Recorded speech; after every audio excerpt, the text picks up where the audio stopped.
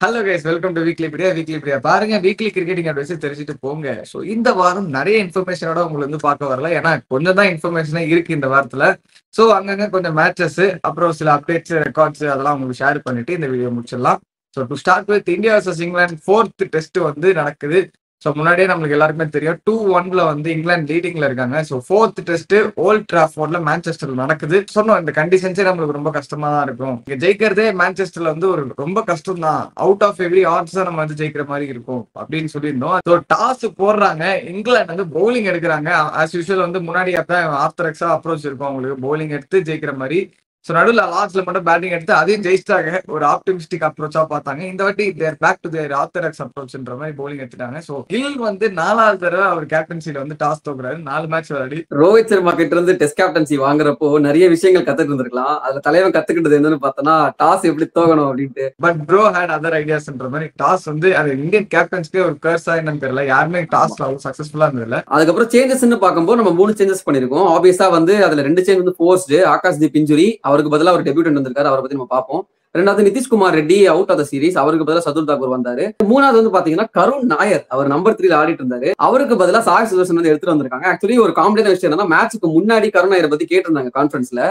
அதுல வந்து பிரஸ் கான்ஃபரன்ஸ்ல கில்லு வந்து ரொம்ப சப்போர்ட்டிவா பேசினார் கருண் நாயருக்கு. லைக் வந்து நாங்க ஃபர்ஸ்ட் மேட்ச்ல அவர் அவுட் ஆஃப் பொசிஷன்ல ஆடினாருங்க, மீதி 2 மேட்ச் வந்து ஆன் ரெக்கார்ட் வந்து ஸ்கோர்ஸ் கம்மியா இருந்தாலும் ஷார்ட்ஸ் எல்லாம் வந்து ப்ராப்பரா இருந்துச்சு, வி வில் பேக்ன்ற மாதிரி சொல்லிட்டு அடுத்த நாள் வந்து பாத்தீங்கன்னா பேக்லாம் பண்ணல, அவர் பேக் டு டக் அவுட்ன்ற மாதிரி தான் அவர் வந்து அனுப்பிச்சு விட்டாங்க. So but anyway happy for Sai Sudharsan, கண்டிப்பா அது இல்லைன்னு சொல்ல முடியாது. So he gets a chance.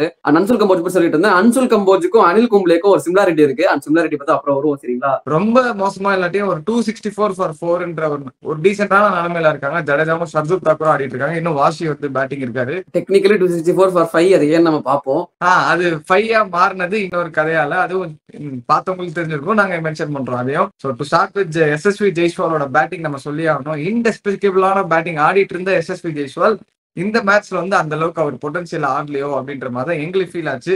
Because வந்து அவர் 50 அடிச்சாரு, நல்ல வெல் பிளேட் 50 தான். பட் ஆனா அதுல சான்சஸ் நிறைய கொடுத்தாரு.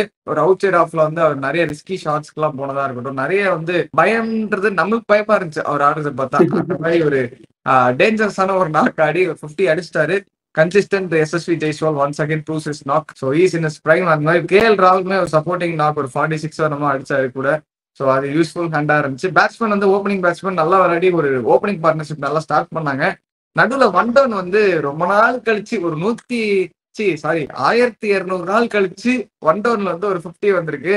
அதுவுமே நம்ம வந்து இந்தியாவுக்கு இந்த ஒன் டவுன் ஆடுற பேட்ஸ்மேன் வந்து ஒரு 50 அடிச்சிருக்காரு அப்படின்னு பாத்தீங்கன்னா சாய் சுதர்சன் தான். இவ்வளவு நாள் கழிச்சு ஒரு எவ்வளவு பிளேயர்ஸ் ஆடி இருக்காங்க ஒன் டவுன்ல, அவங்க எல்லாம் அடிக்காத 50 சாய் சுதர்சன் அடிச்சு ஒரு 61 என்னமோ அடிச்சாரு. ஒரு நல்ல ஹேண்டியான நாக்கு. பட் ஆனா அன்பார்ச்சுனேட்லி திரும்பவும் வந்து பென் ஸ்டோக்ஸ் கிட்டே அவுட் ஆயிட்டாரு. அவர் 3 வாட்டி ஆடி இருக்காருன்னு நினைக்கிறேன் டெஸ்ட் மேட்ச்ல. 3 வாட்டியுமே பென் ஸ்டோக்ஸ் கிட்ட அவுட் ஆயிருக்காரு. ஸோ அதுக்கப்புறம் கில் வந்து ஆடினாரு. அவருமே வந்து ஒரு அன்பார்ச்சுனேட்டான டிசிஷன்ஸ் எல்லாம் சொன்னோம். ஒரு இன்ஸ்விங்கர் வந்து வெல் லெஃப்ட் பண்ணிருக்காரு. வெல் லெஃப்ட் கிடையாது, அது வெறும் லெஃப்ட் ஆயிடுச்சு. அதுக்கப்புறம் பாத்தீங்கன்னா நம்ம ரிசர்வ் பண்ணிட்டு வந்தாரு. அவருமே சூப்பரா ஆடிக்கிட்டு இருந்தாரு. ஆனா ஒரு அன்பார்ச்சுனேட் அப்படின்னு சொல்ல முடியாது. தலைவன் தெரியும் இதெல்லாம் நடக்கும்னு தெரிஞ்சுதான் ஆடிட்டு இருக்காரு. ஆனா கரெக்டா ஓக்ஸ் வந்து ஒரு யாக்கர் ஒன்று போடுறாரு. அவர் யாக்கர் இல்ல, ஒரு ஃபுல் லென்த் மாதிரி வரும்னு சொல்லிட்டு லெஃப்ட்ல இருந்து கரெக்டா ரைட்ல திரும்பிட்டாரு. ரிசர்வ் பண்ணிட்டு இப்ப அடிக்க போறாரு. கரெக்டா ஒரு யாக்கரா கால்ல டமால அடிச்சுது. அது அப்படியே ஷூ கழட்டாம விட்டு இருந்தா கூட இன்ஜுரி ப்ரொலாங் ஆகாம, லைக் அதுக்கு முன்னாடி கொஞ்சம் மெடிகேஷன்ஸ் கொடுத்துட்டு ஹீல் பண்ணிட்டு இருக்கலாம். ஷூவை கழட்டி என்ன ஆச்சுன்னு பாக்குறப்போதான் அது கொஞ்சம் அந்த ஸ்வெல்லிங் ஜாஸ்தி ஆகி அப்படியே வந்து அவரால் நடக்க கூட முடியல. ரொம்ப ஸ்வெல்லிங் ஜாஸ்தி ஆயிடுச்சு. ஸோ அவர் வந்து ஆம்புலன்ஸ் தான் வந்து அது கூட்டி ஒரு வண்டி வரும், அந்த ஆம்புலன்ஸ் தான் வந்து கூட்டிட்டு போச்சு. ஸோ ரிசர்வ் பண்ணிட்டு இஸ் ரிட்டையர்ட் ஹர்ட். ஒரு 36 என்னமோ அடிச்சாரு. நல்லா கன்சிஸ்டன்டா இப்போ லீடிங் ரன் ஸ்கோரர்ல செகண்ட் இருக்காரு ரிசர்வ் பண்ணிட்டு தான். 400 சம்திங் ரன்ஸ் அடிச்சு வச்சிருக்காரு. அதுக்கப்புறம் தான் கேஎல் ராகுலே இருக்காருன்னா பாத்துக்கோங்களேன். அந்த மாதிரி ஒரு கன்சிஸ்டன்டா ஆடுற ஒரு பிளேயர் இந்த மாதிரி ஆடினது வந்து ஒரு அன்பார்ச்சுனேட்டான ஒரு விஷயம். ஆக்சுவலி இன்னைக்கு வந்து ஸ்கேன் அமைச்சிருந்தாங்க, நேத்திக்கு ஸ்கேன் அமைச்சிருந்தாங்க, இன்னைக்கு ரிப்போர்ட் வந்துருன்ற மாதிரி சொல்றாங்க. But most of them are not ஆப்டிமிஸ்டிக்ன்ற மாதிரி தான் சொல்றாங்க. ஏன்னா அது ஃபிராக்சரா கூட இருக்கலாம், ஏன்னா வீங்கி இருந்து அந்த மாதிரி இருந்துச்சு அண்ட் அவரால் நடக்க கூட முடியல அப்படின்றப்ப திரும்ப வந்து பேட்டிங் கண்டினியூ பண்ணுவாரான்றதே எங்க ஒரு கேள்வி. பண்ணாருன்னா ஓகே, பண்ணலனா அப்படின்னா ஆடியோ 1 மேன் டவுன். நம்ம வந்து ஒரு பேட்டர் ஷாட்டை தான் போயிருக்கோம் இந்த மேட்ச்ல. நிதிஷ்குமாருக்கு பதிலாக சதுல் தாக்கூர் வச்சிருக்கோம். ஒரு பவுலிங் ஆல்ரவுண்டர் தான் தாக்கூர். இந்த மேட்சுக்கு மட்டும் இல்ல, இந்த மேட்ச் நம்ம ஜெயிச்சா கூட ஃபியூச்சர் 5th மேட்சுமே வந்து ஒரு பெரிய பிரச்சனை பண்ணிட்டு இல்லைனா, அதுதான் ஒரு ப்ராப்ளம். அந்த 5th மேட்ச்னாலே டெஸ்ட்ல வந்து பண்ட் எப்பவுமே தேவை. கடைசி மேட்ச்ல வந்து அடிப்பாரு. அது லக்கியா அவர் அடிப்பாரு எப்படின்னு தெரியல. சோ ஓகே, பண்ட் கண்டிப்பா வேணுங்க இந்தியாவுக்கு. நெக்ஸ்ட் பாத்தீங்கன்னா ஜடேஜாவும் சர்துல் தாக்கூரும் விளையாடிட்டு இருக்காங்க. ஒரு 19 ரன்ஸ் என்னமோ அடிச்சிருக்காங்க ஆளுக்கு.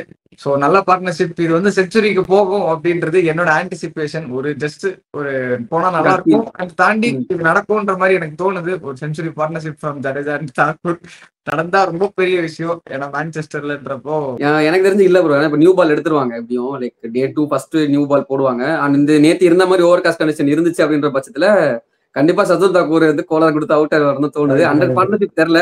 உங்க கட் ஃபீல் சொல்லுது, பாப்போம் என்ன நடக்குது. என் கட் ஃபீல் வந்து இல்ல ப்ரோ, நான் லாஜிக்கலா சொல்றேன். கட் ஃபீல்லாம் எனக்கு வரல, லாஜிக்கலா அவுட் ஆயிருவாங்கன்னு தோணுது. Maybe which ever prevails. Okay, இந்த மேட்ச்லயே பாத்தீங்கன்னா நிறைய ரெக்கார்ட்ஸ் இருக்கு. ஆக்சுவலி ஸ்டாட்ஸ் படி பார்த்தோம்னா இந்த மேட்ச் நடக்கிறதுக்கு முன்னாடி கடைசியா ஓல்ட் டிராஃபோர்ட்ல யார் வந்து செஞ்சுரி அடிச்சான்னு பார்த்ததுல சச்சின் டெண்டுல்கர் தான் வந்து ஒரு செஞ்சுரி அடிச்சிருக்காரு. கடைசியா செஞ்சுரி அடிச்சதுன்னு பாத்தீங்கன்னா அவர் ஹாஃப் செஞ்சுரி யார் அடிச்சாங்கன்னா டோனி வந்து அடிச்சிருக்காரு. அதுக்கப்புறம் தான் ஹாஃப் செஞ்சுரி இப்போ வந்து ஜெய்ஸ்வால் அடிச்சாரு. அதுக்கப்புறம் சாய் சுதர்ஷன் வந்து ஒரு 50 அடிச்சாரு. எஸ்எஸ்வி ஜெய்ஸ்வாலுக்கு இந்த மேட்ச்ல ஒரு ரெக்கார்ட் இருக்கு. அதாவது is the first test opener for India after Sunil Gavaskar to hit half century in Old Trafford. அதுவும் இல்லாம இன்னும் ஒரு சீரீஸ் ஆஃப் ரெக்கார்ட்ஸ் எல்லாம் இருக்கு. அதாவது பாத்தீங்கன்னா 4 மணிக்கு கரெக்டா மேட்ச் நடந்துட்டு இருக்கப்போ கேஎல் ராகுல் அவரோட 1000 ரன்ஸ் வந்து கம்ப்ளீட் பண்றாரு இங்கிலாந்துல. கரெக்டா 7 மணிக்கு பாத்தீங்கன்னா எஸ்எஸ்வி ஜெய்ஸ்வால் அவரோட 1000 ரன்ஸை வந்து அகைன்ஸ்ட் இங்கிலாந்து வந்து கம்ப்ளீட் பண்றாரு. அண்ட் 9 o'clock பாத்தீங்கன்னா ரிஷப் பண்ட் வந்து அவரோட 1000 ரன்ஸ் வந்து இங்கிலாந்துல கம்ப்ளீட் பண்றாரு. which makes him the first visiting wicket keeper to score 1000 runs in England. எந்த விக்கெட் கீப்பர் பேட்ஸ்மேனும் வந்து 1000 ரன்ஸ் அடிக்கல இங்கிலாந்து டீம் விக்கெட் கீப்பர் தவிர்த்து. அந்த ரெக்கார்ட் வச்சிருக்கா. அதுக்கு அடுத்தபடி இருக்கிறது வந்து டோனி 700 something ரன்ஸ் அடிச்சு வச்சிருக்காரு. 778 ரன்ஸ் அடிச்சிருக்காரு. அண்ட் இதுல நீங்க கேட்கலாம், ஏன்னா கேஎல் ராகுலே 1000 ரன்ஸ் அடிச்சிருக்காரு, அவர் விக்கெட் கீப்பர் இல்லையா அப்படின்னு கேட்டீங்கன்னா, இந்த ரெக்கார்ட் வந்து டெசிக்னேட்டட் விக்கெட் கீப்பருக்கு மட்டும் தான், பார்ட் டைம் விக்கெட் கீப்பர் கிடையாது. பண்ட்டுக்கு இதுதான் ரெக்கார்டு கேட்டீங்கன்னா கிடையாது. இன்னொரு ரெக்கார்டும் இருக்கு. பண்ட் நேத்து ஒரு 6 அடிச்சாரு சரிங்களா. அந்த 6க்கு அப்புறம் பாத்தீங்கன்னா now he surpasses Rohit Sharma and becomes the second most Indian with most number of sixes in test match cricket. Sehwag வந்து 90 வச்சிருக்காரு. பண்ட் வந்து 89, ஒரு 6 தான் வந்து பாக்கி இருக்கு. தேர்ட் வந்து ரோஹித் சர்மா 88ல இருந்தாரு. இப்ப அவர் வந்து மிஞ்சிட்டாரு பண்ட். சோ செகண்டுக்கு வந்துட்டாரு பண்ட். அது மட்டும் இல்லாம ஜஸ்பிரீத் பும்ரா வந்து பாத்தீங்கன்னா மேட்ச் ஸ்டார்டிங்ல அவர் 49 விக்கெட் எடுத்திருந்தாரு இங்கிலாந்துல. அவர் வந்து செகண்ட்ல இருக்காரு list for most wickets taken by Indian in England. First யாருன்னு பாத்தீங்கன்னா இஷாந்த் சர்மா 51ல இருக்காரு சரிங்களா. சோ இந்த மேட்ச்ல இந்த இன்னிங்ஸ்லயோ இல்ல 3 விக்கெட் எடுத்துறாரு அப்படின்னா வந்து பும்ரா வந்து டாப்புக்கு போயிருவாரு. நான் ஃபர்ஸ்ட் சொல்லியிருந்தேன் வீடியோ ஸ்டார்டிங்ல, அன்சுல் கம்போஜுக்கு அனில் கும்ப்ளேக்கும் ஒரு ஃபனி கோ இன்சிடென்ஸ் இருக்கு அப்படின்றது. என்ன அப்படின்னு பாத்தீங்கன்னா, அனில் கும்ப்ளே தான் வந்து கடைசியா இந்தியாக்காக மான்செஸ்டர்ல டெபியூ பண்ண ஒரு இந்தியன் டெஸ்ட் பவுலர். அது 1990sல வந்து அனில் கும்ப்ளே மான்செஸ்டர்ல டெபியூ பண்றாரு. அதுக்கப்புறம் இப்போ அன்சுல் கம்போஜன் டெபியூட் பண்ணிருக்காரு.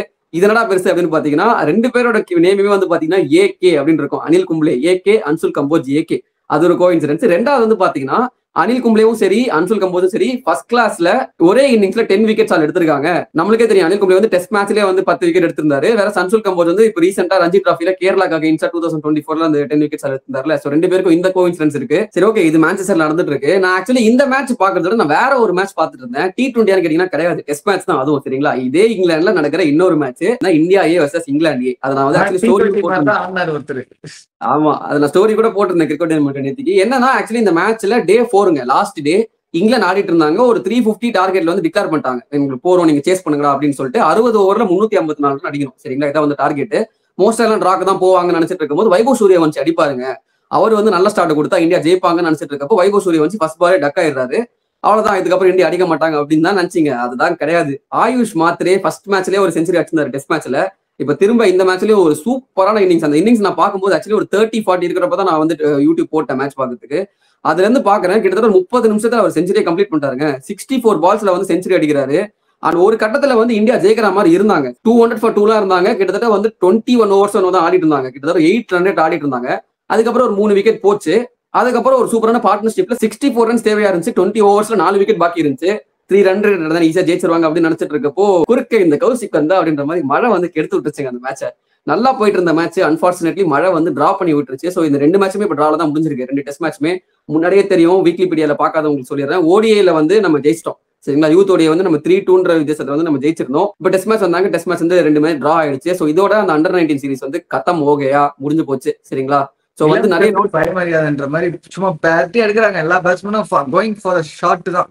அந்த டெஸ்ட் மேட்ச்ன்றதை தாண்டி வைபவ் சூரியவன்சி இருக்கட்டும், இந்த மேட்ச் ஃபெயிலியர் ஆயிட்டாரு.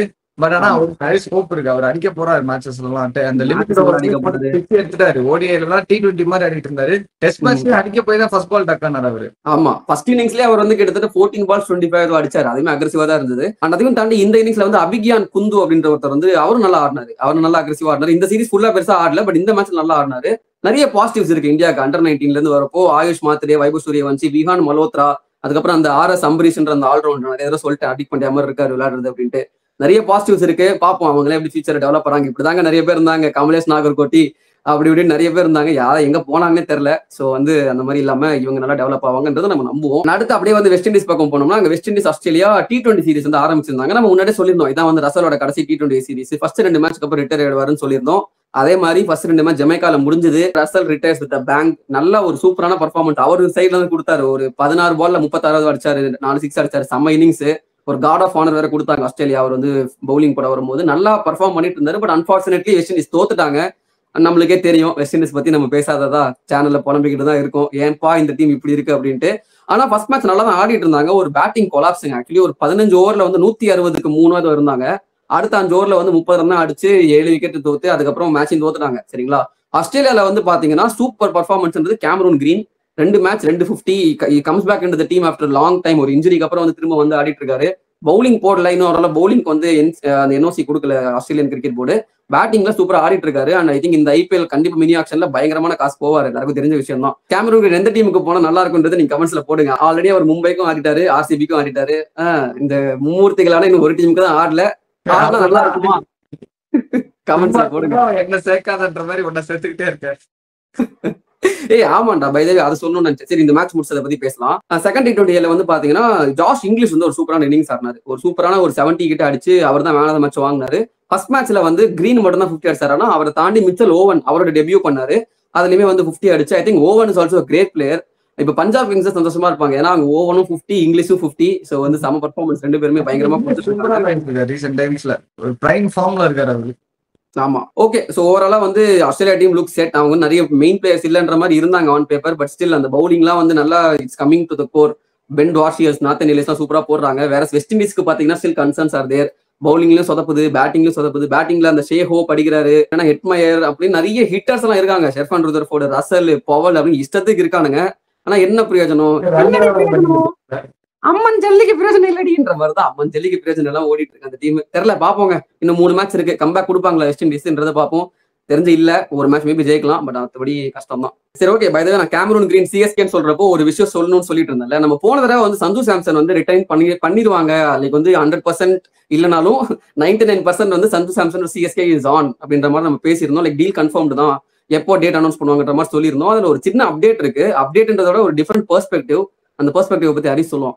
ஆக்சுவலி முன்னாடி வந்து எங்களுக்கு CSKல இருந்து ஒரு சோர்ஸ் கிடைச்சதுங்க. இது மாதிரி வந்து Sanju Samson will be playing for CSK and ஒரு ட்ரேட் வந்து போயிருக்கு ஃபார்முலா. அஸ்வின் வந்து கொடுப்பாங்க, பிளஸ் ஒரு 8.5 crores வந்து கொடுப்பாங்கன்ற மாதிரி நம்ம சொல்லியிருந்தோம். ஆன் பேப்பர் அது இருக்கு அப்படின்ற மாதிரி CSK சைட்ல இருந்து எங்களுக்கு ஒரு சோர்ஸ் வந்து ஒரு நல்ல சோர்ஸ் தான். ஏன்னா முன்னாடி வந்து அவங்க சொன்னதெல்லாம் நடந்துட்டு இருந்ததுனால நாங்க ட்ரஸ்டபிளா அவங்க சொன்னோம். இன்னொரு சைடு பாத்தீங்கன்னா ராஜஸ்தான் சைட்ல இருந்து அந்த கமிட்டி க்ளோஸா வேலை பார்க்குற ஒரு பர்சன் கிட்ட இருந்து எங்களுக்கு ஒரு DM வந்துச்சு.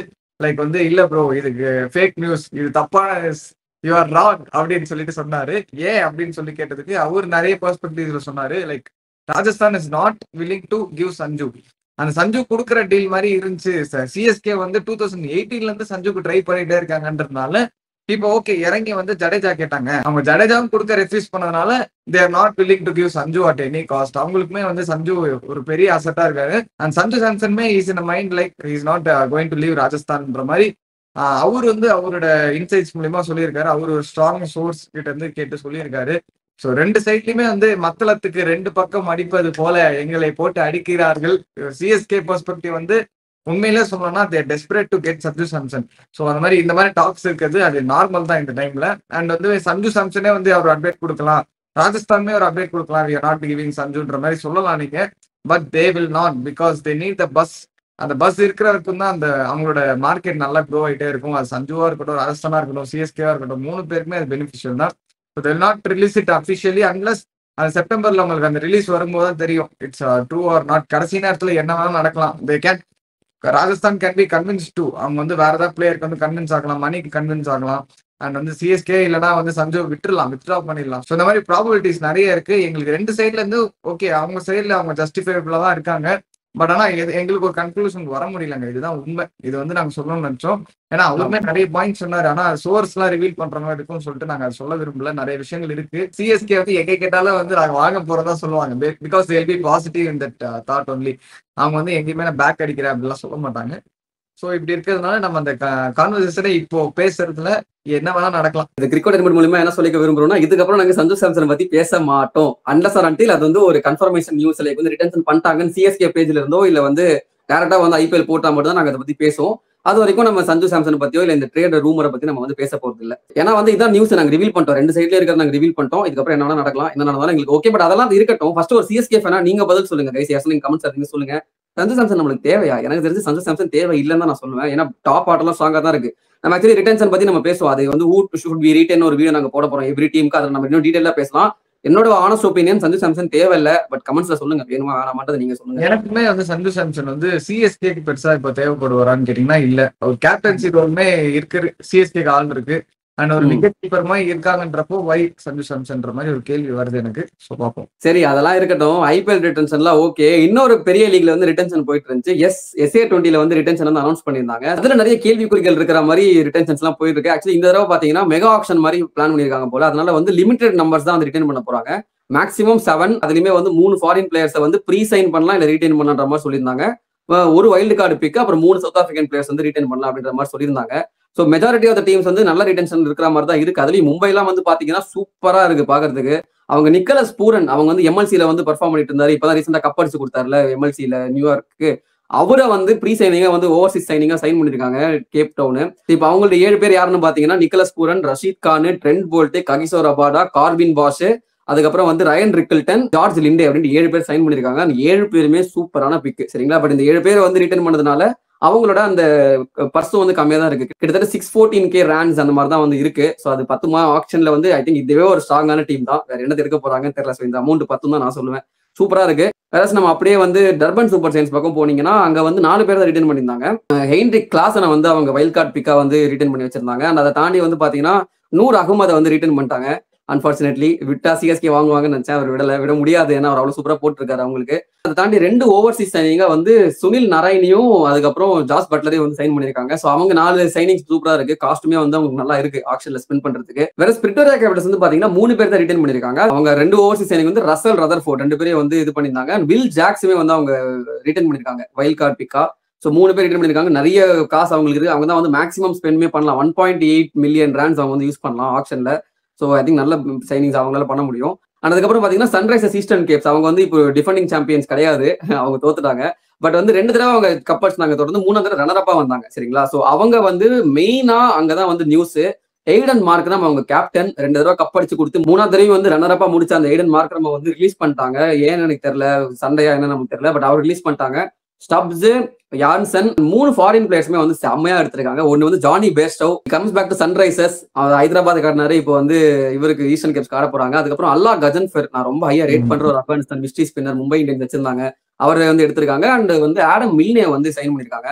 5 பிளேயர்ஸோட போறாங்க. வேற கடைசியா இருக்க 2 டீம்ல ஒன்னு வந்து நம்ம கடைசியா பார்ப்போம். ஜோபாக் சூப்பர் கிங்ஸ் புலம்பெயர்ந்து நிறைய இருக்கு. இன்னொரு டீம் வந்து பால் ராயல்ஸ் அவங்க வந்து ஒரு 6 பேர் ரிட்டர்ன் பண்ணிருக்காங்க. ட்ரே பிரிட்டோரியஸ் அவங்களோட ஃபியூச்சர் அவர் ரிட்டர்ன் பண்ணிருக்காங்க. அதுக்கப்புறம் டேவிட் மில்லர் அவங்க கேப்டன் ரிட்டர்ன் பண்ணிட்டாங்க. வைல்ட் கார்டா டேவிட் மில்லர் தான் அவங்க எடுத்திருக்காங்க. இதை தாண்டி வந்து சிக்கந்தர் ரசா அண்ட் முஜிபுர் ரஹ்மான் வந்து அவங்க ஓவர்சீஸ் சைனிங்கா வந்து எடுத்திருக்காங்க. Which is again great news. And Rubin Hermann இப்போ ரீசெண்டா வந்து எஸ்ஏக்கு டெபியூ பண்ணாரு. அவரை வந்து அவங்க ரிட்டர்ன் பண்ணிருக்காங்க. ஒரு சவுத் ஆப்பிரிக்கன் பிக்கா. அதுக்கப்புறம் பியாண்ட் ஃபோர்ட்வின் அப்படின்ட்டு வந்து ஒரு லெஃப்ட் ஆர்ம் ஸ்பின்னர் அவருமே வந்து சூப்பரா லோக்கல் டேலண்ட். ஸோ இதுதான் வந்து Paarl Royals retention. Coming to JSK 5 பேர் ரிட்டர்ன் பண்ணிருக்காங்க. அந்த 5 பேர்ல வந்து பாத்தீங்கன்னா ஃபாஃப் டுப்ளசி கேப்டன் நம்ம எல்லாருக்கும் தெரியும் பண்ணிட்டாங்க. ஓகே, மீதி இருக்கிறது வைல்டு கார்டு பிக் எடுத்திருக்காங்க. டோனவன் ஃபெரேரா அதுவுமே வந்து சூப்பரான பிக், நான் இல்லைன்னு சொல்ல மாட்டேன். அடுத்து வந்து அக்கியல் ஹொசைனை வந்து அவங்க ஃபாரின் பிளேயரா சைன் பண்ணிருக்காங்க. அதுக்கப்புறம் வந்து ஜேம்ஸ் வின்ஸை வந்து ஓப்பனர் சைன் பண்ணிருக்காங்க. 4 பேர் இருக்கும் ஓகேங்க. 5ஆவதா ரிச்சர்ட் கிளீசனை வந்து அவங்க ஃபாரின் சைனிங்கா ப்ரீ சைனிங் பண்ணிருக்காங்க. ஏன் பண்ணாங்கன்னு சத்தியமா எனக்கு தெரியல. அந்த ரிச்சர்ட் கிளீசன் தவிர வேற ஃபாரின் பிளேயரே உங்களுக்கு இல்லையா? அங்கங்க டீம்ஸ் வந்து பாத்தீங்கன்னா அல்லா கஜன்ஃபர், ஜாஸ் பட்டர், பேர்ஸ்டவ், அதுக்கப்புறம் நிக்கலஸ் பூரன் ப்ரீ சைனிங் பண்ணிட்டு இருக்காங்க. இவங்க வந்து ரிச்சர்ட் கிளீசனை போயிட்டு ஒரு பெரிய சைனிங்கா பண்ணி வச்சிருக்காங்க. மும்பைக்கு இப்போ இந்த பங்காளி அடி வரணும்ல, அது சரி தெரியலங்க. எனக்கு ரொம்பவே வருத்தமா இருக்கு. நம்ம சிஎஸ்கே சோ ஆமா 2024ல ஆடினாரு. ட்ரஸ்ட் பண்றாங்க இன்னும். ட்ரஸ்ட் பண்றது ஓகே, பட் நீ ஆப்ஷன்ல எடுத்தாலே அவரை பெருசா போக மாட்டாரு. நீ ப்ரீ சைனிங் நல்ல சைனிங் பண்ணலாம் அப்படின்றப்போ வேற ஒரு ஃபாரின் பிளேயர்ஸ் எடுத்து வந்திருக்கலாம், அப்படி சொல்ல வரேன். ஆனா அது மட்டும் இல்லாம டிவால்ட் ப்ரூவிஸ் வந்து மும்பை ரீட்டைன் பண்ணல, நோட் பண்ணிக்கோங்க. சோ அவர் வந்து ஆப்ஷன்ல வருவாரு. அதை வந்து ஜேஎஸ்கே மோஸ்டா எடுப்பாங்கன்ற மாதிரி தான் இருக்காங்க. லைக் வந்து ஆல் இன் ஃபார் ப்ரூவிஸ்ன்ற மாதிரி பேசுறாங்க. எடுத்தாங்கன்னா நல்லா இருக்கும், பட் எடுப்பாங்களா தெரியாது. போய் சேரலாம் அவரு, பாப்போம். ஒன் ஃபேமிலி போறதுக்கு கஷ்டம் தான், ஏன்னா உங்களுக்கு காசே இல்ல, அதான் பிரச்சனை. சரிங்களா, காசு இல்ல, கரெக்ட். ஆனா டீம் செட் ஆயிடுச்சு ஒன் ஃபேமிலிக்கு ஆல்ரெடி. ஃபேமிலி கரெக்டா இருக்காங்க, ஃபேமிலி கரெக்டா இருக்காங்க. உண்மையிலேயே ஒன் ஃபேமிலிங்க. எல்லா இடத்துலயும் ஒரே ஆள தான் போட்டு ஆடிட்டு இருக்காங்க. Rashid Khan, Rabada, Boult, Nicholas Pooran அப்படின்ட்டு. சரி, ஓகே, மேட்ருக்கு வருவோம். செப்டம்பர் 10 வந்து ஆக்ஷன் நடக்குது. இது வந்து இந்த ஆக்ஷன் அப்டேட்ஸ் நம்ம வந்து முடிஞ்சா லைவ் அப்டேட்ஸ் கவர் பண்றோம், அப்படின்னா வீக்லி பிளேல வந்து நாங்க போடுவோம். சரிங்களா, அடுத்து வந்து பங்களாதேஷ்ல வந்து பாகிஸ்தானுக்கு அகைன்ஸ்டா ஒரு T20 சீரிஸ் நடந்துட்டு இருக்கு. அவங்க இப்பதான் ஸ்ரீலங்காவுக்கு அகைன்ஸ்டா வந்து பங்களாதேஷ் ஜெயிச்சுட்டு வராங்க. பாகிஸ்தானுக்கு அகைன்ஸ்டா ஒரு டிஃபரெண்ட் டெஸ்டா இருக்கும் அப்படின்ற மாதிரி சொல்லியிருந்தோம். 2-1 நாங்க ஜெயிச்சுட்டு வந்தாங்க. இங்க 3 மேட்ச் சீரீஸ்ல ஆல்ரெடி பங்களாதேஷ் வந்து 2-0 ஜெயிச்சு சீரீஸை ஜெயிச்சிட்டாங்க. அதுவும் ரொம்ப ஹியூமிலியேட்டிங்கா பாகிஸ்தானை வந்து வச்சு செஞ்சு விட்டு அமைச்சிருக்காங்க. பாக்குறதுக்கே வந்து நம்ம எப்படி வெஸ்ட் இண்டீஸ் சொல்றோம்ல, ஒரு கவலைக்கிடமான நிலையில இருக்கு அப்படின்ட்டு. பாகிஸ்தான்லாம் டீம் ஆன் பேப்பர் நல்லா தாங்க இருக்கு. ஆனா வந்து இதுல சோகம் என்னன்னா புரியவே இல்ல. ஆன் பேப்பர் பார்த்தா வெஸ்ட் இண்டீஸ் கூட நல்லா தான் இருக்கு. பவுலிங் இருக்கு வெஸ்ட் இண்டீஸ்க்கு, நான் தப்பே சொல்ல மாட்டேன். ஆமா, பேட்டிங் என்ன ஆச்சு ஒன்னும் இருக்கு ப்ரோ. ஃபர்ஸ்ட் மேட்ச்ல வந்து 45க்கு 5 வந்தாங்க ப்ரோ. அதுக்கப்புறம் கஷ்டப்பட்டு 110 வந்தாங்க. அது பங்களாதேஷ் ஈஸியா சேஸ் பண்ணிட்டாங்க. சரியா, செகண்ட் மேட்ச்ல பாகிஸ்தான் பவுலிங் எடுக்கிறாங்க. பங்களாதேஷ் வந்து ஃபர்ஸ்ட் பேட்டிங் 132 தான் அடிக்கிறாங்க. சரியா, அதையுமே பாகிஸ்தான் சேஸ் பண்ண முடியல. 15 for 5 தத்துக்கினதும் போட்டுட்டு இருந்தாங்க ஒரு கட்டத்துல. அதுக்கப்புறம் கடைசியில ஃபஹீம் அஷ்ரப் ஒரு சூப்பரான கேமியோ, செம்ம க்ளோஸா போய் தான் தோத்தாங்க. 124 கிட்ட அடிச்சாங்க, வேற விஷயம். சரியா, இருந்தாலும் அது ஒரு ஒன் சைடா தான் போயிட்டு இருந்துச்சு ரொம்ப நேரத்துக்கு. பங்களாதேஷ்ல ஒன்ஸ் அகைன் மஹேதி ஹசன் செம்ம பர்ஃபார்மன்ஸ். பவுலிங் மட்டும் இல்ல, பேட்டிங்லயும் பர்ஃபார்ம் பண்ணாரு, செம்ம அக்ரெசிவா இருந்தாரு. நல்லா ஆக்சுவலி ஐபிஎல் டீம்ஸ் அவர் எடுக்கலாங்க, கன்சிடர் பண்ணலாம் கண்டிப்பா. ஆனா அதை தாண்டி அவங்களுக்கு வந்து பாத்தீங்கன்னா முஸ்தபிசுர் ரஹ்மான் ஆஸ் யூஷுவல் அவர் டெத் பவுலிங்னா அவர் தான் அப்படின்ற மாதிரி ஃபர்ஸ்ட் மேட்ச்லயும் சரி செகண்ட் மேட்ச்லயும் சரி சூப்பரான பவுலிங் பர்ஃபார்மன்ஸ் தமிழ் ஜெயிச்சு கொடுத்தாரு. தஸ்கின் அகமது ஃபர்ஸ்ட் மேட்ச்ல சூப்பரா போட்டாரு. ஷொரிஃபுல் இஸ்லாம் வந்து செகண்ட் மேட்ச்ல சூப்பரா போட்டாரு. ஜேக்கர் அலி ஒரு 50 அடிச்சாரு இந்த மேட்ச்ல பங்களாதேஷ் செகண்ட் மேட்ச்ல. ஃபர்ஸ்ட் மேட்ச்ல வந்து பர்வேஸ் ஹுசைன் எமோன் அப்படின்னு அவர் ஒரு லெஃப்ட் ஹேண்டர் இருக்காரு, அவர் 50 அடிச்சாரு. ஓவரால் சர்ப்ரைசிங்லி பங்களாதேஷ் வந்து ஆன் பேப்பர் கொஞ்சம் வீக்கா இருந்தாலும் டீம் அவங்க செம்மையா டெவலப் பண்ணி வச்சிருக்காங்க. அந்த யங்ஸ்டர்ஸ் எல்லாம் வந்து their coming in to the form. Of course நீங்க ஈஸியா சொல்லலாம் பங்களாதேஷ்ல அவங்க தானே ஜெயிப்பாங்க, ஹோம் அட்வான்டேஜ் எல்லாம் சொல்லலாம். ஆனா அவங்க செட் பண்ணி வச்சிருக்காங்க பாத்தீங்களா, பங்களாதேஷ் ஹோம்ல நான் தாண்டா ராஜா அப்படின்னு சொல்ற அளவுக்கு ஒரு டீமையோ ஒரு வென்யூயோ செட் பண்ணி வச்சிருக்காங்கன்னா அது உண்மையிலேயே. ஆமா, டாக்கால ஒரு தாக்கத்தை தாக்குறாங்க இப்ப பார்த்தாலும் பங்களாதேஷ். தேர்ட் மேட்ச் வந்து பாகிஸ்தான் ஜெயிக்கணும்னா அவங்க அந்த சஹீப் ஜஃபரான் ஒருத்தர் பெஞ்சில் இருக்காரு, அவரை வந்து ஆட வச்சா தான் ஜெயிக்க முடியும், இல்லைனா வாய்ப்பே இல்லை. தேர்ட் மேட்ச் இவங்க பாகிஸ்தான் ஜெயிச்சாங்கன்னா ஜெயிக்காட்டியா அவ்வளோதான், சீரிஸ் வச்சுட்டாங்க, முடிஞ்சு போச்சு. நம்ம வந்து சாம்பியன்ஸ் லீக் வரப்போது நம்ம போன வீக்லி பிளேல பார்த்திருந்தோம். Like after so many long years Champions League is going to come back 2026 வந்து ரெஸ்யூம் பண்ண போறாங்க அப்படின்ற மாதிரி பேசியிருந்தோம். அதோட mini version GSL Global Super League நடந்துட்டு இருக்குன்னு பார்த்தோம்.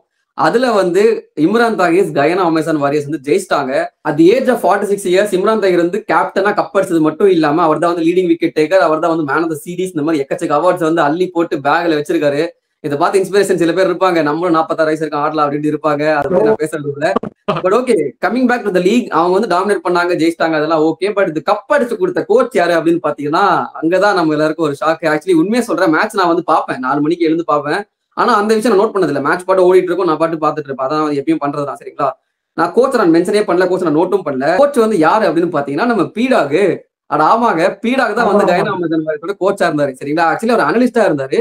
டிவில அவரை காட்டும் போதெல்லாம் நான் அனலிஸ்டா காட்டுறாங்க போல அப்படின்னு நினைச்சிட்டு இருந்தேன். சரிங்களா, ஃபைனல்ஸ் அப்பதான் வந்து ஹெட் கோச் பீடாக் மஸ்ட் பி வெரி ஹாப்பி அப்படின்ற மாதிரி சொல்லும் போது ஹெட் கோச் பீடாக் என்னடா சொல்றாங்கன்னு பாக்குறப்போ ட்விட்டர்லயும் போட்டிருந்தாரு. அவர் ஃபர்ஸ்ட் டைம் வந்து ஹெட் கோச்சா நம்பி கொடுத்தாங்க, அண்ட் வந்து கப்பும் அடிச்சிட்டோம், சந்தோஷமா இருக்குன்ற மாதிரி போட்டிருந்தாரு. சோ ஃப்ரம் கிரிக்கெட் என்வன் பேஜ் வெரி ஹாப்பி ஃபார் பீடாக். உங்களுக்கே தெரியும் எனக்கு பீடாக் எந்த அளவுக்கு பிடிக்கும் அப்படின்ட்டு. அண்ட் பீடாக் அப்படின்னு சொல்லும் போது நம்ம ஆல்ரெடி JSKலயும் சரி 3SKலயும் சரி சூப்பர் கிங்ஸ் ஃபேமிலியும் இந்த ஃபிளெமிங்ன்றவரை வந்து ஒழிச்சு கட்டினா நல்லா இருக்கும் நிறைய பேர் வந்து பேசிட்டு இருக்கோம். ஒருவேளை பீடாக் டு சூப்பர் கிங்ஸ் பாசிபிளா ஆஸ் ஹெட் கோச்? வேண்டாம், அதெல்லாம் அதுக்குள்ள போக வேண்டாம். அனலிஸ்டாவே எடுக்க மாட்டாங்க அவரை, என்னன்னு தெரியல. பட் ஆனா 44 இயர்ஸ் வரைக்கும் விளையாடிட்டு இருக்காரு, இன்னும் கொஞ்சம் போகலாம். இந்த 47 பார்த்து இன்ஸ்பயர் ஆகி எவ்வளவு தூரம் போக போறான்னு தெரியல. அது ஒரு இன்ட்ரெஸ்டிங்கான ப்ரோ, அதை விடுங்க ப்ரோ, மனசு வருத்தமா இருக்கு. சரி ஓகே, அதான் நம்ம இதுதான் பீடாக் பத்தி சொல்லணும்னு நினைச்சா. நம்ம வந்து பீடாக் ஐயா வந்து ஹெட் கோச்சா இருந்து ஜெயிச்சிட்டாங்க. This is first of many things to come. கண்டிப்பா ஃபியூச்சர்ல வந்து அவருக்கு ஹெட் கோச் ஆப்பர்ச்சுனிட்டிஸ் நிறைய கொடுப்பாங்க. இது தெரிஞ்ச டீம்ன்றதுனால ஹெட் கோச் கொடுத்திருந்தாங்க. லைக் அனலிஸ்டா இருந்தாரு, ஹெட் கோச் பண்ணுங்கிற மாதிரி நம்பி கொடுத்திருந்தாங்க. ஃபியூச்சர்ல நல்ல டீம்ஸ் எல்லாம் வந்து இன்னும் பண்ணணும் பண்ணி சக்சஸ்ஃபுல்லா அவர் எடுத்துட்டு போறோம்னு நம்ம நம்பிக்கை நம்மளுக்கே தெரியும் பீடாக் எப்படி அப்படின்ட்டு. ஸோ வாழ்த்துக்கள் பீடாக் சார். இங்க எப்படி 46 வயசுல இம்ரான் தாஹிர் வந்து காம்படிட்டிவ் லீக்னு ஆடிட்டு இருக்காருன்னு சொல்றோமோ, ஆக்சுவலி இவரோட வயசு கம்மியா இருக்கிற சில பிளேயர்லாம் வந்து அங்க லெஜெண்ட்ஸ் லீக் ஆடிட்டு இருக்காங்க. எஸ், உங்களுக்கே தெரியும் வேர்ல்டு லெஜெண்ட்ஸ் லீக் அப்படின்ட்டு வந்து WCL வந்து போயிட்டு இருக்கு சரிங்களா, வேர்ல்ட் சாம்பியன்ஷிப் லெஜெண்ட்ஸ் அப்படின்ட்டு வந்து அது போயிட்டு இருக்கு. அதுல வந்து நம்ம இந்தியா ஃபர்ஸ்ட் மேட்ச் ஆடினாங்க. ஆக்சுவலி ஃபர்ஸ்ட் மேட்ச் ஆடல, அதான் இங்க பிரச்சனையே. இந்தியா பாகிஸ்தான் ஷெட்யூல் பண்ணியிருந்தாங்க. அந்த மேட்ச்சுக்கு முன்னாடி நாள் வந்து ஹர்பஜன் சிங்கும் சுரேஷ் ரெய்னா வந்து நாங்க பாய்காட் பண்றோம் அப்படின்ற மாதிரி சொல்லியிருந்தாங்க. அண்ட் அதனால வந்து சண்டே நடக்கிற இந்த மேட்ச் வந்து அபேண்டன் பண்ணிட்டாங்க. லைக் வந்து பிளே வந்து கால் ஆஃப் ஆயிடுச்சு. 1 பாயிண்ட்ஸ் வந்து பிரிச்சு கொடுத்துட்டாங்க. அந்த மேட்ச் முடிஞ்சதுக்கு அப்புறம் சவுத் ஆப்பிரிக்காக்கு அகேன்ஸ்டா நம்ம கேம்பெயினை வந்து நம்ம கிக் ஸ்டார்ட் பண்ணோம். கிக் ஸ்டார்ட்லாம் பண்ணல, அவங்க நம்மள வந்து கிக் ஸ்டார்ட் பண்ணிட்டு போயிட்டாங்க. ஏன்னா செம்ம டாமினேஷன் பை சவுத் ஆப்பிரிக்கா, ரொம்ப ஹியூமிலேட்டிங்கா தோக்கடிச்சாங்க. AB de Villiers back to form. நம்ம வந்து டேர்னிங் டவுன் த கிளாக் 2020 2018 பார்த்து ஏபி டிவிலியர்ஸ் இஸ் பேக்ன்ற மாதிரி 36 பால்ல வந்து ஒரு 65 ரன் செம்ம இன்னிங்ஸ் அவர் ஆடி இருந்தாரு. செம்மையா அந்த ஆஸ் யூஸ்வல் நம்ம பார்ப்போம்ல, வினய் குமாரை போட்டு அடிச்சாரு பாருங்க ஒரு 6. எவ்வா அந்த 6 எல்லாம் இப்பவும் கண்ணு முன்னாடி எப்பா வாட் தலைவா எவ்வளவு நாளா சொன்ன இப்படி பாத்துன்ற மாதிரி இருந்துச்சு. செமையா ஆடினாரு. அந்த இம்ரான் தாஹிர்னு சொல்றப்ப ஆக்சுவலி அவரும் இங்க ஆடினாரு சரிங்களா, அதை நான் சொல்ல மாட்டேன். அவர் வந்து அங்க கயனா அம்சன் வரை ஜெயிச்சு கொடுத்துட்டு அடுத்த நாளே இங்க வந்து லெஜெண்ட் ஆடிட்டு இருக்காரு. பாத்துக்கோங்க, அவர் வயசு அவருக்கு பிரச்சனை இல்லை. அவர் வந்து சூப்பரா பவுலிங் போட்டு அவர் அங்கேயே சூப்பரா போட்டாரு நல்ல பேட்டர்ஸ்க்கு அகேன்ஸ்டா. இங்க வந்து நம்ம ஊத்தப்பா அதுக்கப்புறம் வந்து நல்லா கொஞ்சம் ரிட்டையரான பிளேயர்ஸ்க்கு அகேன்ஸ்டா நல்லா போடாம இருப்பாரா, சூப்பரா போட்டு விக்கெட்ஸ் எடுத்தாரு. சவுத் ஆப்பிரிக்கா ஜெயிச்சிட்டாங்க. அண்ட் அவங்க தான் வந்து டாப் ஆஃப் த டேபிள் இருக்காங்க. அதுக்கப்புறம் வெஸ்ட் இண்டீஸ் வந்து ஒரு மேட்ச் ஜெயிச்சாங்க, இன்னொரு மேட்ச் 2 மேட்ச் தோத்துட்டாங்க.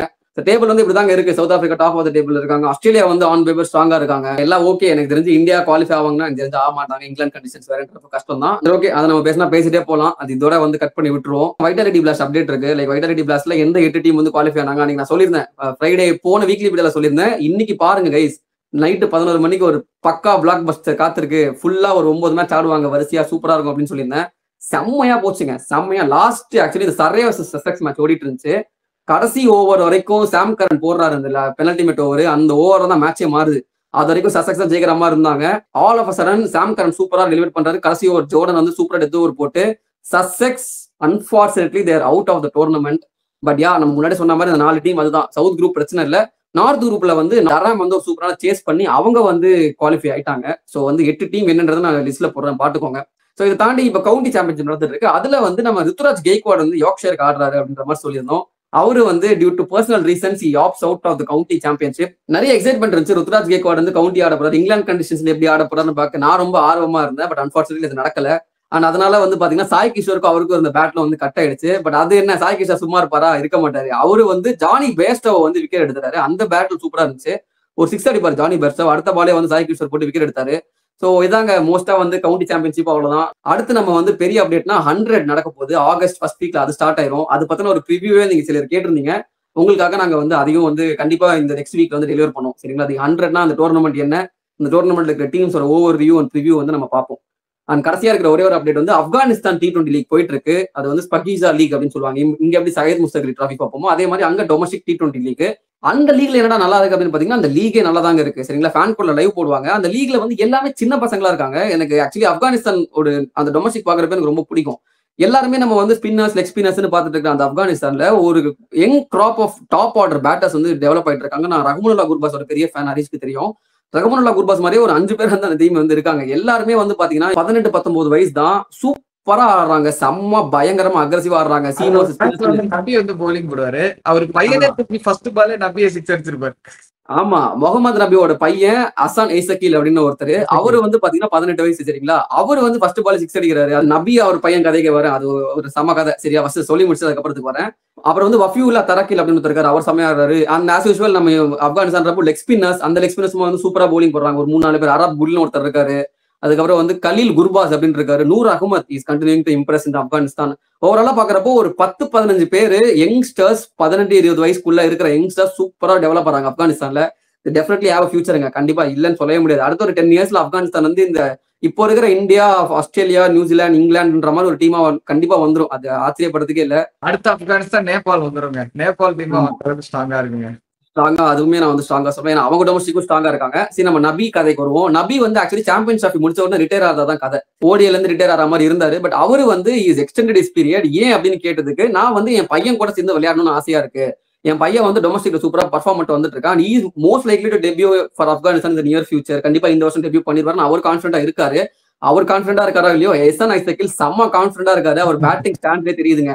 சூப்பரா அடிக்கிறாரு. ஏறி வந்து எகிரி வந்து அவர் தான் சொல்றேன், ஹரி சொன்ன மாதிரி அவன் அப்பா போலிங் போட்டா அப்பனா இரு எவன வேணா இரு என்கிட்ட கொஞ்சம் தள்ளி ஏறுறா அப்படின்ற மாதிரி போறாரு. நபிலாம் நல்ல பவுலர், நம்மளுக்கு தெரியும் எவ்வளவு வருஷம் ஆடிட்டு இருக்காரு, எக்ஸ்பீரியன்ஸ். ஃபர்ஸ்ட் பாலே எகிரி வந்து ஒரு 6 ரன் அடிக்கிறாரு. அந்த அளவுக்கு டேலண்ட் இருக்கு அந்த பையன்ட்ட. So yes, Afghanistan is in good hands unlike West Indies. Okay, men's updates ஒரு வழியா முடிச்சிட்டோம். சின்ன அப்டேட்ஸ் சொல்லிட்டு எல்லாம் கொஞ்சம் எலாபரேட் பண்ணி சொல்லும்போது பெருசாயிடுச்சு போல. Okay, next women's updates பாத்துருவோமா?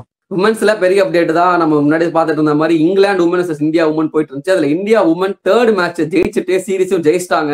Harmanpreet Kaur வந்து ஒரு செஞ்சுரி அடிச்சாங்க. ரொம்ப வருஷம் கழிச்சு ஒரு இம்பார்ட்டன்டான ஒரு knock from the captain comes in the very important match. அதையும் நோட் பண்ணோம். She is always like that. ஒரு நல்ல மேட்ச்னு வரப்போ நல்லா பர்ஃபார்ம் பண்ணுவாங்க. என்ன இதுக்கு முன்னாடி கொஞ்சம் அவுட் போயிட்டு இருந்தாங்க. இந்த மேட்ச் கொஞ்சம் கடைசி வரைக்கும் நின்று அடிச்சு கொடுத்து ஜெயிக்க வச்சிட்டாங்க. மேல அந்த மேட்ச் வாங்கினாங்க. சரி, பிளேயர் ஆஃப் த மேட்ச் அது வாங்கினாங்க. அதை பத்தி நான் அப்புறம் வரேன். பவுலிங் வந்து பாத்தீங்கன்னா கிராந்தி கவுட் வந்து ஒரு 6 விக்கெட் எடுத்தாங்க. 300+ நம்ம அடிச்சிருந்தோம். அதை வந்து இங்கிலாந்து வந்து கிட்டத்தட்ட போயிட்டாங்க. I think they lost by around ஒரு 10 runs தான். சரிங்களா, அந்த அளவுக்கு க்ளோஸா போய் தான் தோத்தாங்க. சூப்பரான ஆல்ரவுண்ட் பர்ஃபார்மன்ஸ் பை இந்தியா. நம்ம ஆல்ரெடி பார்த்தோம் T20 சீரிஸ் ஜெயிச்சிருந்தோம் அப்படின்னு. ஓடிஐ சீரிஸும் ஜெயிச்சுட்டு நம்ம அடுத்த வேர்ல்டு கப்புக்கு ரொம்ப ஸ்ட்ராங்கா நம்ம ஆக்சுவலி இங்கிலாந்துலயே போயிட்டு ஜெயிக்கிறோம் அப்படின்றப்போ வேர்ல்டு கப் இந்தியாவில தான் நடக்க போகுது. Team must be very confident. And அந்த ஹர்மன்பிரீத் கவுர் சொல்றப்போ செஞ்சுரி அடிச்சு பிளேயர் ஆஃப் த மேட்ச் வாங்கினாங்கன்னு சொன்னேன்னா, அவர் பிளேயர் ஆஃப் த மேட்ச் கொடுத்தாங்க. ஆனா அவங்க என்ன பண்ணாங்கன்னா, இந்த அவார்டு எனக்கு சாரக்கூடாது அப்படின்னு சொல்லி கிராந்தி கவுர் 6 விக்கெட் எடுத்திருந்தாங்களா, அவங்கள்ட்ட போயிட்டு அந்த அவார்டை கொடுத்து ஒரு சூப்பரான ஒரு கைண்ட் ஜெஸ்டர் பண்ணியிருந்தாங்க பை த கேப்டன். சோ அதாங்க, இத்துடன் செய்திகள் நிறைவடைந்தன. சோ இது மாதிரி இன்ட்ரெஸ்டிங்கான அப்டேட்ஸ் நாங்க வந்து ஃபியூச்சர்ல போட்டுட்டே இருக்கணும். நீங்க பார்த்துட்டே இருக்கணும் அப்படின்னு நினைச்சீங்கன்னா கிரிக்கெட் டைம் ஒரு சப்ஸ்கிரைப் பண்ண போட்டுருங்க. அண்ட் இந்த மாதிரி இன்ட்ரெஸ்டிங்கான டாபிக்ஸ் நிறைய நாங்க எடுத்துட்டு வந்துட்டே இருக்கோம், உங்களுக்கு நாங்க போட்டுட்டே இருக்கோம். நெக்ஸ்ட் 1 மந்த்துக்கு நாங்க வந்து கண்டென்ட் ரெடி பண்ணி வச்சிட்டோம். சோ அதெல்லாம் இன்ட்ரெஸ்டிங்கா இருக்கும் எல்லாமே பாக்குறதுக்கு. கிரிக்கெட் டைம் ஒரு சப்ஸ்கிரைப் பண்ணி விட்டுருங்க. ஏன்னா சின்ன பசங்க நாங்க. எங்களை சப்ஸ்கிரைப் பண்ணுங்க.